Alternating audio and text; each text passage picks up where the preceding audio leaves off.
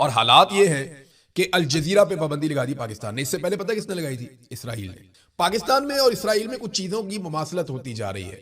Ashok swan है, भारतीय बहुत बड़े इंटेलेक्चुअल हैं, उन्होंने कहा जी कि आसिम मुनीर और नेतन्याहू एक ही पॉलिसी पे चल रहे हैं।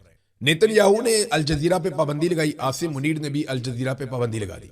वहां नेतन्याहू जबरी गुमशुदगियां करवाते हैं, यहाँ पे आसिम मुनीर भी जबरी गुमशुदगियां करवाते हैं।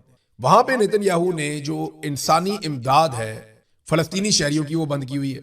यहाँ पे आसिम मुनीर ने इंसानी इमदाद जो है वो कश्मीरी शहरियों की वो बंद की हुई है।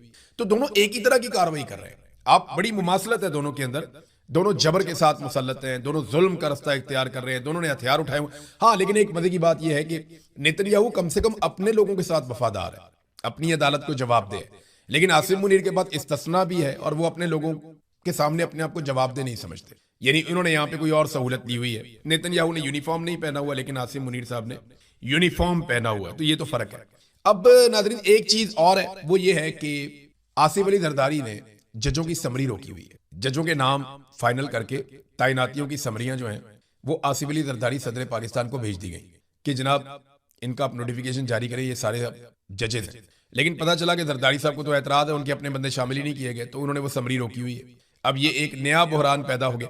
हर चीज में ना इन सबको हिस्सा चाहिए। जनाब ब्यूरोक्रेसी में हमारा हिस्सा होना चाहिए, जजों में हमारा हिस्सा होना चाहिए, मीडिया में हमारा हिस्सा होना चाहिए, बजट में हमारा हिस्सा होना चाहिए, पैसों में हमारा हिस्सा होना चाहिए, इक्तदार में हमारा हिस्सा होना चाहिए। हर चीज में हमें हमारा हिस्सा मिलना चाहिए। अब वो हिस्से के चक्कर में ना पाकिस्तान के हिस्से बकड़े करती है। अब एक चीज जो ये बड़ी अच्छी कर रहे थे वो थी सालसी, कि जनाब हम सालसी कर रहे हैं अमेरिका और ईरान के बीच में। उसकी वजह से डोनाल्ड ट्रंप ने थोड़ा सा सर पे भी उठाया हुआ था पाकिस्तान की मिलिट्री एस्टेब्लिशमेंट की क्यादत को, यानी आसिम मुनीर को और शहबाज शरीफ को भी। तो अब ट्रंप के लिए मुश्किलात बढ़ गई हैं, क्योंकि जब मालिक के लिए मुश्किलात बढ़ेंगी तो मुलाजिम के लिए भी मुश्किलात बढ़ेंगी। ट्रंप के लिए मुश्किल ये है कि नवंबर में वहां पे मिड टर्म इलेक्शन आने वाले हैं और मिड टर्म इलेक्शन से पहले पहले डोनाल्ड ट्रंप को ये सारा रायता वापस उठाना है और ये सारी सूरत जो है इसको कंट्रोल करना है, इस गंद को समेटना है जो उसने फैला दिया है। तो ईरान के साथ हतमी लड़ाई करके वो जंगबंदी या किसी किस्म की वॉर ट्रॉफी कैसे हासिल करेंगे? देखें ना, अभी वो बात कर रहे हैं सिर्फ आबना हुर्मुज़ पे, हालांकि आबना हुर्मुज़ तो पहले से खुली हुई थी। जो ईरान के साथ बातचीत करनी थी या लड़ाई करनी थी वो करनी थी एटॉमिक एसेट्स के बारे में। जो एटमी मुआहदे में बात होनी थी वो आबना हुर्मुज़ के मुआहदे तक पहुंच गई है, जो पहले तो खुला हुआ था। लेकिन ईरान को समझ आ गई कि वो इसको एक स्ट्रेटेजिक एसेट के तौर पे कंट्रोल रख सकता है, कि जब भी दुनिया उस पर अटैक करेगी वो इसको जगह को इस्तेमाल करेगा अपने मफाद के लिए और दुनिया को यहां पे तंग करेगा। तो ईरान की हिकमत अमली काम कर गई और वो उसके ऊपर बैठ गया कि अब वो कहते जी उस पर हमने मुआहदा करना है। तो डोनाल्ड ट्रंप को ऐसा क्या मिलेगा कि वो पॉलिटिकली थोड़ा सा वापस रिवाइव हो जाए? मुझे कुछ नहीं लगता ऐसा, क्योंकि ओबामा को तो उसामा दे दिया था ना पाकिस्तान ने। जब ओबामा को इलेक्शन में मुश्किलात पेश आ रही थी और मकबूलियत कम हुई थी तो पाकिस्तान ने ओबामा को उसामा दे दिया था मई 2011 में। तो उससे ओबामा को बहुत फायदा पहुंचा था, पॉलिटिकली बहुत फायदा पहुंचा था। तो डोनाल्ड ट्रंप को हम क्या फायदा दे सकते हैं इसके बारे में अभी कोई आइडिया नहीं है। लेकिन रॉयटर्स को अमेरिका की 3 अहम तरीन शख्सियात ने एक बात बताई और उन्होंने कहा जी कि अमेरिका अपने जो बेहतरीन लॉन्ग रेंज मिसाइल्स हैं, जिनको चाइना के साथ अगर कभी कोई लड़ाई होती तो उनको इस्तेमाल किया जा सकता था, उन मिसाइल्स के बहुत बड़े जखीरे को तकरीबन खत्म कर चुका है। ये 3 अहम तरीन अमरीकी शख्सियात ने कहा, जबकि व्हाइट हाउस इसकी तरदीद करता रहा, बार बार करता रहा। लेकिन अहम तरीन अमरीकी शख्सियात ने रॉयटर्स को ये बात बताई है। तो डोनाल्ड ट्रंप ने आज मंगल वाले दिन तक का आखिरी एक मौका दिया है ईरान को और उसका उन्होंने ऐलान किया है कि जनाब ईरान हर हाल में अब हथियार डाले और हमारे साथ वो मुआहदा करे जो हम चाहते हैं। लेकिन दूसरी तरफ अमेरिका के अंदर तजियाकार ये कह रहे हैं कि अगर ईरान, यमन, इराक के अंदर जो सपोर्टर हैं ईरान के वो भी और हिजबुल्लाह ये मिलकर रिटेलिएट करते हैं तो अमेरिका के लिए बहुत बड़ी शर्मिंदगी हो जाएगी। और ये एक ऐसी लड़ाई है जिसमें अमेरिका यकतरफा तौर पे फतह का ऐलान नहीं कर सकता। बड़ी प्रॉब्लम है डोनाल्ड ट्रंप के लिए, एक बड़ा अहम इशू है। और उसके ऊपर मैं आईजी इस्लामाबाद को और मोहसिन नकवी को, इन दोनों को ये कह रहा हूं कि इन हरकतों से बाज आ जाए और इस लेवल तक मामले को ना जाने दें। हो सकता है इन दोनों के नॉलेज में हो सकता है कि इन दोनों के नॉलेज में इस तरीके से बात ना हो। लेकिन जो चीज़ मैं आपको बताने वाला हूँ, मुझे आज़ाद कश्मीर के लोगों ने राब्ते किए। एक इस्लामाबाद के जर्नलिस्ट हैं, उनसे भी मैंने कंफर्म किया। एक और साहब हैं जो सिस्टम के अंदर काम करते हैं, उन्होंने भी कंफर्म किया कि बड़े पैमाने पे आज़ाद कश्मीर के शहरियों को गिरफ्तार किया गया इस्लामाबाद से। जो लोग अभी तक गिरफ्तार किए गए या उठाए गए हैं उनकी तादाद लगभग 566 बनती है। ये बड़ी तादाद है। F10 मरकज में जिस दिन सेनेटर मुश्ताक ने कॉल दी थी और बड़े पैमाने पे एहतजाज हुआ था, उसके बाद 566 अफराद को उठाया गया था, जिनमें बहुत सारे CIA के पास हैं, कुछ एजेंसियां उठाकर ले गई हैं, हमारे कुछ जर्नलिस्ट हैं उनका भी पता नहीं चल रहा। तो 88 अफराद को दहशतगर्दी की अदालत में पेश किया गया और दहशतगर्दी की अदालत ने शनाख्त परेड के लिए उन्हें अगले 14 दिन के लिए जेल में भिजवा दिया। यानी अब वो 18 अगस्त को जाके उनकी तारीख आएगी, 14 अगस्त यानी यौम आज़ादी अब उनका जेल में ही रहेगा। ये है जनाब एक जलसा करने या एक एहतजाजी मुजाहरा करने की सजा इस मुल्क के खुदादाद के अंदर। लेकिन जो सबसे घटिया और भोंडी हरकत की है वो मैं आपको बताता हूं। 17 खवातीन हैं जिनमें से 10 को उठाया गया था F10 मरकज से, जहां पे वो एहतजाज कर रही थी। और इसके अलावा कुछ और खवातीन हैं, लड़कियां हैं जो यहाँ पढ़ती हैं, इस्लामाबाद में पढ़ने के लिए, काम करने के लिए वहां पे रहती हैं। तो 17 लड़कियों को उठाकर एक फार्म हाउस पे कैद कर दिया गया। और ये फार्म हाउस जो है वो एक SHO की मलकियत है। ये इंफॉर्मेशन मुझे मिली पाकिस्तान में से। तो इस्लामाबाद में एक फार्म हाउस है और वहां पे वो एक SHO की मलकियत है, एक छोटा फार्म हाउस है। वहां पे 17 खवातीन को रखा गया है, क्योंकि देखिए खवातीन का एक ही पुलिस स्टेशन है इस्लामाबाद में। अगर वहां पे रखेंगे तो वो बैलफ पड़ेगा, जब बैलफ पड़ेगा तो खवातीन को आजाद करवा लिया जाएगा। तो इन्होंने खवातीन को भी गैर कानूनी तौर पे अलग जगहों पे रखना शुरू कर दिया है, कानून से बाहर। तो मैं ये बता रहा हूं और वार्निंग देकर कह रहा हूं कि इन चीजों का बड़ा सख्त रद्द-ए-अमल आएगा। आपको आइडिया ही नहीं है, कश्मीरी जो है वो बड़े गयूर पाकिस्तानी हैं, बड़े गयूर कश्मीरी हैं, बड़े गैरतमंद लोग हैं। बल्कि हर पाकिस्तानी गैरतमंद है, कोई भी इस बात को बर्दाश्त नहीं करता कि आप 17 खवातीन को उठाएं और उठाकर उनको प्राइवेट जगह पे जाके रख दें और उनको आप किसी अदालत में भी पेश ना करें। तो फौरी तौर पे अली नासर रिजवी को चाहिए कि जो भी हो इन 17 खवातीन को फौरी तौर पे अदालत में पेश करवाया जाए, या इन्हें जहां पे कैद किया गया है वहां से बाजियाब करके इनके घरों को भिजवाया जाए। ये बड़ी सख्त ज्यादती है। और मैं आपको फिर कह रहा हूं कि जिन लोगों ने मुझे फोन किया और मैं 2 लोग तकरीबन रोने वाले हुए थे, उनकी बहुत बुरी हालत थी। वो ये कह रहे थे कि देखें हमारे साथ इतना बड़ा जुल्म हो रहा है। और एक SHO है, एक पुलिस वाला है, उसका फार्म हाउस है, वहां पे 17 खवातीन को कैद किया हुआ है। बड़ा अनफॉर्चुनेट है, फौरन इसके ऊपर एक्शन होना चाहिए। नंबर 1, पेशावर में पाकिस्तान तहरीक इंसाफ जो है उसने जलसे की तैयारियां अपने आखिरी मराहिल में उनकी पहुंच गई हैं। और कल जलसा है, यानी 5 तारीख को वहां पे जलसा है। 5 तारीख को इमरान खान साहब को जेल में 3 साल मुकम्मल होने वाले। कल मैं आपको बताऊंगा कि इमरान खान ने कैसी जेल काटी और बाकी सब ने कैसी जेल काटी, कितना फर्क है इमरान खान की जेल में और बाकी लोगों की जेल में। बहरहाल जो वजीर आला खैबर पख्तूनख्वा है या पाकिस्तान तहरीक इंसाफ है, उन्होंने इसको सेमीफाइनल करार दिया। वो ये कहते हैं जलसा जो है ये सेमीफाइनल है, हम इसमें 10 लाख लोगों को इकट्ठा करेंगे और उसके बाद फिर हम फाइनल में जाएंगे और इमरान खान साहब की रिहाई के बगैर हम वापस नहीं आएंगे। सोहेल अफरीदी ने बहुत बड़े बड़े दावे किए हैं, जुनैद अकबर ने बहुत बड़े बड़े दावे किए हैं और अब उनकी बारी है कि वो अपने दावों को सच साबित करें। देखिए बैरिस्टर गौहर से आप कभी भी कोई उम्मीद ना रख सकते हैं, ना उन्हें अकाउंटेबल कर सकते हैं, क्योंकि उन्हें इमरान खान साहब ने पार्टी का चेयरमैन बनाया था इसलिए ताकि वो गिरफ्तार ही ना हो। इमरान खान साहब को पता था सारी पार्टी भी गिरफ्तार हो जाएगी, ये बंदा गिरफ्तार नहीं होगा, इसलिए इमरान खान साहब ने उन्हें पार्टी का चेयरमैन बना दिया। तो वो ये जानते थे। सलमान अकरम राजा साहब एक कानूनी आदमी है और उन्होंने सारी जिंदगी आइन, कानून और इन चीजों में गुजारी है। वो पॉलिटिकल जद्दोजहद के बारे में वो उस तरह से नहीं जानते, ना उनका वो तजर्बा है, ना वो इतने पुराने हैं। तो असल जो मलबा पड़ेगा वो पॉलिटिकल लोगों के ऊपर पड़ेगा, जो इस वक्त असेंबलियों में भी बैठे हुए हैं, सेनेट में भी बैठे हुए हैं और जिनको इमरान खान साहब ने बड़े ओहदे दिए हुए हैं खैबर पख्तूनख्वा में, खासतौर पे जहां पे उनकी हुकूमत है। तो अब 10 लाख आदमी इकट्ठा होता है या नहीं होता, कल के दिन में ये पता चल जाता है। जिस तरह अलीमा खानम के लिए लोग निकले हैं, उससे देख के तो लगता है कि बहुत बड़ा एक इज्तिमा हो जाएगा और बहुत बड़ा एक जलसा हो जाएगा। लेकिन अगर वाकई जो वो करना चाह रहे हैं वो कर पाए और खैबर पख्तूनख्वा की आवाम को इकट्ठा कर पाए, तो फिर ये एस्टेब्लिशमेंट के लिए मुश्किलात में इजाफा ही होगा, कोई आसानी उनके लिए नहीं बनेगी। अलीमा खानम ने कुछ बयान दिए, मैं आपके सामने रखता हूँ, क्योंकि ये गई थी मियाँ वाली। उस हवाले से उन्होंने कहा जी हम बगैर इतला के मियाँ वाली पहुंचे थे, अगर इतला देते तो इस्तकबाल के लिए आने वालों को चश्मा बैराज से ही उठा लेते। जो कारकुन निकले उनको भी पुलिस ने उठा लिया। लायामल ये है कि लोग तैयार हैं, लोग बहुत गुस्से में हैं, जहां से गुजरते हैं लोग सड़कों पर निकल आते हैं। हमने 4 जगहों पर रुकना होता है, 14 जगहों पे हमें रुकना पड़ता है। ये जो तासुर दे रहे थे कि लोग नहीं निकलते, हमने देखा कि लोग निकलने के लिए तैयार हैं और लोग जिद्दोजहद के लिए भी तैयार हैं। अब एक और बात अलीमा खानम ने कही कि क्या पंजाब कोई दूसरा मुल्क है, ये खुद चोरी करे और फिर कहे कानून उनके साथ है, पुलिस भी उनके साथ नहीं है, बस अफसरान को उन्होंने अपने साथ मिलाया हुआ है, वरना सिपाही तो हमारी वीडियो बना रहे थे, हम आपको दिखा नहीं सकते, फिर उनकी नौकरियां चली जाएंगी, खतरे में पड़ जाएंगी। जिस तरह आप मीडिया को नौकरी का खतरा होता है, इसी तरह पुलिस वालों को भी नौकरी का खतरा होता है। इसलिए हम बार बार कह रहे हैं कि हम आपकी आजादी के लिए भी खड़े हैं, आपको भी सहाफत की आजादी के लिए खड़ा होना चाहिए, लेकिन आप नहीं खड़े हो रहे। ये बात तो ठीक है, मीडिया तो बिल्कुल ही सत्तू पी के सो गया।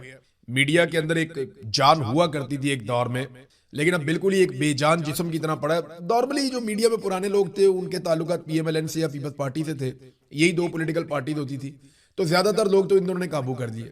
बाकी मीडिया के ऊपर पाकिस्तान की मिलिट्री एस्टेब्लिशमेंट का बड़ा इन्फ्लुएंस हमेशा से रहा है, तो बाकी लोगों को वो काबू कर लेते हैं, फिर जो रह जाता है उसको ताकत से दबा लेते हैं।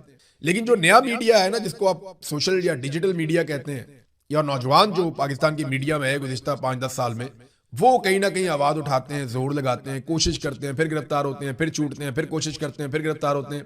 पाकिस्तान में सहाफत के जो बड़े बड़े नाम हैं, आप कोई भी नाम उठा लें जो आजकल प्रोग्राम्स करते हैं, तज्जिया देते हैं, बहुत सारा कुछ, बहुत बड़े बड़े नाम है, ये अब बोने बनना शुरू हो गए नौजवानों के सामने। इकबाल ने कहा था ना कि जवानों को पीरों का उस्ताद कर, ये आ गया वो दौर। ये हमारे बड़े बड़े नाम सहाफत के, जिन्होंने बड़े बड़े प्रोग्राम्स किए हैं, बड़े बड़े कॉलम्स लिखे हैं, बड़े नामवर शख्सियात वो रहे हैं, उनके पास लफाजी तो खूब है, लेकिन जिद्दोजहद के अंदर, अमली सहाफत के अंदर वो नौजवानों से बहुत पीछे रह गए। हमारे नौजवान जो है वो ना सिर्फ खुलकर बोलते हैं, बल्कि वो जेलें भी काटते हैं, वो कैदें भी काटते हैं, वो तशद्दुद भी बर्दाश्त करते हैं, जाली मुकदमात भी बर्दाश्त करते हैं, फिर बाहर आते हैं, फिर दोबारा लड़ते हैं, तादा दम होकर लड़ते हैं। तो माजी में अगर कोई सहाफी कभी एक आध दफा भी गिरफ्तार हो जाता था ना, तो उसको सर पे उठा लिया जाता था, और अगले 10-20 साल उसके यूं ही गुजर जाते थे कि देखे मैंने कितनी बड़ी कुर्बानी दी। लेकिन आज जो नौजवान है वो जिस तरह की कुर्बानी दे रहे हैं, इसका कोई मुकाबला ही नहीं है। ये जवानों को पीरों का उस्ताद कर जो इकबाल ने कहा था, अल्लामा इकबाल ने, ये वही हो रहा है। हम होता हुआ देख रहे हैं कि नौजवान सहाफी वाकई बहुत आगे निकले। फजल रहमान साहब ने एक बड़ा मुतालबा किया, उनका मुतालबा जी कि ऑल पार्टीज कॉन्फ्रेंस बुलाई जाए। वो ये कहते हैं कि महमूद खान अचकजई साहब जो हैं वो अपोजिशन लीडर हैं, वो एक इलाके के या पश्तून बेल्ट के लीडर नहीं है। अपोजिशन लीडर एक बहुत बड़ी जिम्मेदारी है, तो पूरे मुल्क की अपोजिशन जमातों का इजलास उन्हें चाहिए कि वो बुलाएं। अगर वो नहीं कर सकते तो फिर हम अपनी जमात को कहते हैं हम बुला लेते हैं, फजल रहमान ने कहा। तो देखें, जो इस वक्त बलूचिस्तान में हो रहा है, जो इस वक्त कश्मीर में हो रहा है, जो इस वक्त खैबर पख्तूनख्वा में दहशतगर्दी बढ़ रही है, इन तमाम चीजों को लेकर अपोजिशन की तमाम जमातों को इकट्ठा करना बहुत जरूरी है। वो बैठे और बैठकर बात करेंगे पाकिस्तान के साथ आपने किया क्या। जितना जुल्म और बर्बरियत हम होता हुआ देख रहे हैं, इसके नतीजे में पाकिस्तान लगातार नीचे जा रहा है। आप सिर्फ मईशत की मिसाल ले लें कि सन 2000 से लेकर अब तक का एक डाटा मैं आपके सामने रखने वाला हूं। मिफ्ता इस्माइल साहब ने भी इस डाटा को शेयर किया है। ये सन 2000 में परवेज मुशर्रफ पाकिस्तान का स्याह और सफेद का मालिक था। आज 25 साल के बाद सूरत हाल क्या है वो देख लें आप। सन 2000 में हर पाकिस्तानी की जो फीकस आमदन थी, यानी एक पाकिस्तानी जितना पैसा पूरे साल में एवरेज कमाता था सन 2000 में, वो $2880 थी।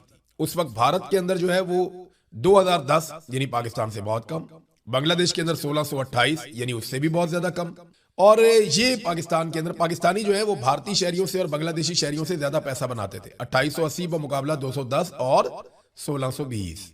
और एक जो पाकिस्तानी है वो एक भारतीय से कितना ज्यादा खुशहाल था सन 2000 में? 43% ज्यादा। और बांग्लादेश से 77% ज्यादा खुशहाल था हर पाकिस्तानी। और आज जो है वो पाकिस्तान की फीकस आमदन $6480 है। बांग्लादेश की जो पाकिस्तान से बहुत कम थी वो बढ़ के हो गई है $9180, और भारत की जो पाकिस्तान से कम थी वो बढ़कर हो गई है $12560।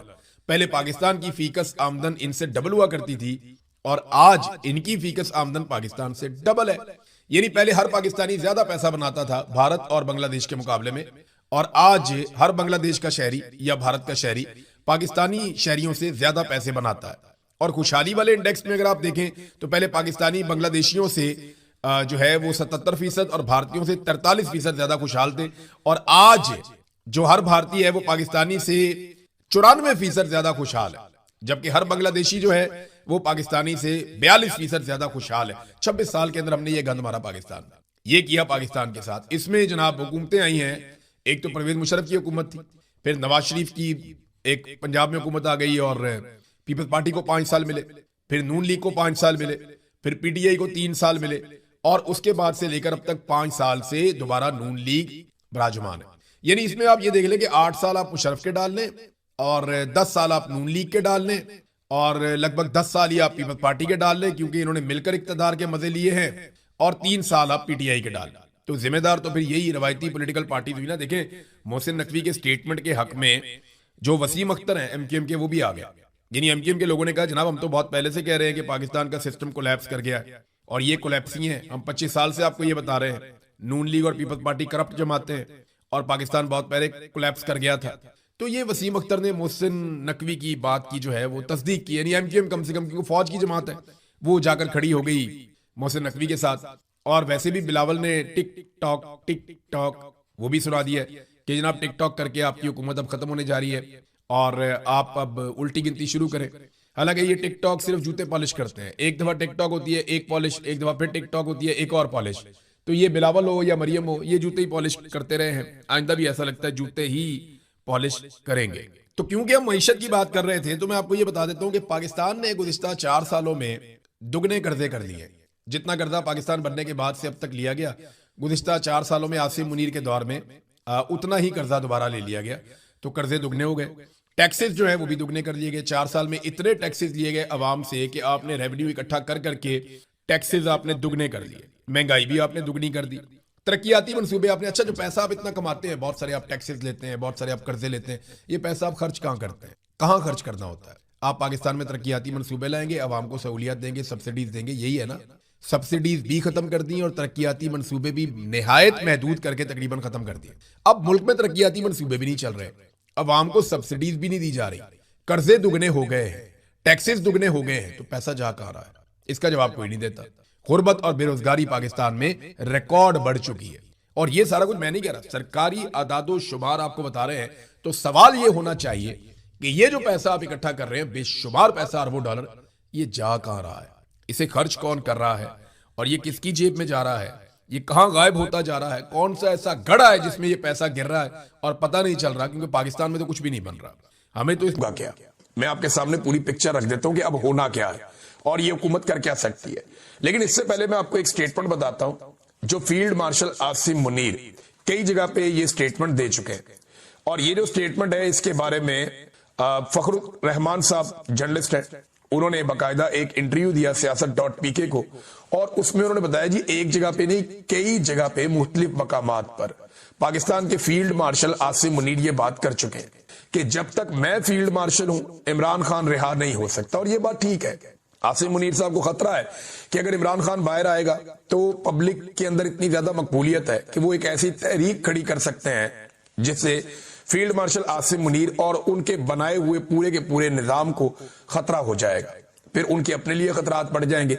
लिहाजा वो इमरान खान साहब को इस मकबूलियत के आलम में छोड़ने का रिस्क नहीं ले सकते। और ये बात वो कई जगहों पे कह चुके हैं, ये दावा किया फखरुर रहमान साहब ने। तो फील्ड मार्शल साहब तो इमरान खान साहब को नहीं छोड़ेंगे, जबकि इमरान खान साहब को छुड़वाने के लिए पाकिस्तान तहरीक इंसाफ जोर लगाती रहेगी। सुहेल अफरीदी जो है वो ना सिर्फ मोमेंटम बना रहे हैं बल्कि सिर्फ एहतजाज करने से पहले वो एक ओपिनियन भी बना रहे हैं कि हमारे साथ ज्यादती बहुत हो रही है। देखिए जब आप एहतजाज करने के लिए निकलते हैं ना तो पहले आपके पास उसका इखलाकी जवाब होना चाहिए, आपके पास सॉलिड रीजन होना चाहिए। अब सुहेल अफरीदी ने वो काम शुरू कर दिया, 7 मरतबा वो अदालती ऑर्डर्स लेकर अडयाला जेल पहुंचता है कि मेरी लीडर से मुलाकात करवाई जाए। मुलाकात नहीं करवाई जाती, चीफ जस्टिस को खत लिखता है, हाई कोर्ट में पिटीशन डालता है, असेंबली से करारदाद पास करवाता है, मरियम नवाज को लेटर लिखता है, बार बार पुलिस वालों से जाके कहता है। तो जो कुछ वो कर सकता था बतौर एक चीफ मिनिस्टर उसने वो सारा कुछ किया, लेकिन उसकी बात नहीं सुनेगी। तमाम कानूनी और आईनी ऑप्शंस उसने इस्तेमाल किए। अब वो सहाफियों से पूछ रहा है कि कोई चीज रह गई है तो आप मुझे बता दें, मैं वो भी कर देता हूं, लेकिन मेरे पास अब रास्ता क्या है? और इस बात का किसी के पास कोई जवाब नहीं है। तो एक बड़ा सॉलिड रीजन सुहेल अफरीदी के पास है कि इमरान खान साहब से मुलाकात करवाई जाए, वरना फिर आप तैयार हो जाएं, हमें एहतजाज करना पड़ेगा। देखिए मैं आपको ये बताऊं कि 1-2 हफ्ते में अब मुलाकात भी करवा दी जाएगी। ये एक आधे हफ्ते में हो जाएगी या हो सकता है अगले हफ्ते में हो जाए, क्योंकि अब काम निकल गया है। आसिम मुनीर साहब का वो जो टफ टाइम था जिसको उन्होंने गुजारना था, उन्हें लगता था कि ये टाइम मैं गुजार दूंगा तो इसके बाद मैं नाकाबिले तस्खीर हो जाऊंगा, वो टाइम उन्होंने तकरीबन गुजार दिया और अगले 5-6 दिन गुजारने। उसके बाद सुहेल अफरीदी साहब जाएं और जाके इमरान खान साहब से मुलाकात कर लें। इमरान खान साहब उसके बाद बयानियां देंगे, इमरान खान साहब उसके बाद एक स्टेटमेंट जारी करेंगे, उस स्टेटमेंट से पाकिस्तान में हिलजुल होगी। तो देखिए एक तहरीक तो पाकिस्तान में अब खड़ी होगी। तो ये जो एक तहरीक अब खड़ी होने जा रही है ना, इस बार ऐसा नहीं होगा कि तहरीक इंसाफ के लोग लाशें छोड़कर भाग जाएंगे। इस मरतबा ऐसा भी नहीं होगा कि आप लाशें छुपा लेंगे, लाशें छुपाने वाला काम भी नहीं होगा। वो इस मरतबा पूरी तैयारी करके आएंगे। अगर वो आए इस्लामाबाद की जानिब, अव्वल तो और बहुत सारे ऑप्शन हैं उनके पास जिनको वो डिस्कस कर रहे हैं और वो सरप्राइजेस उन्होंने रखे हैं।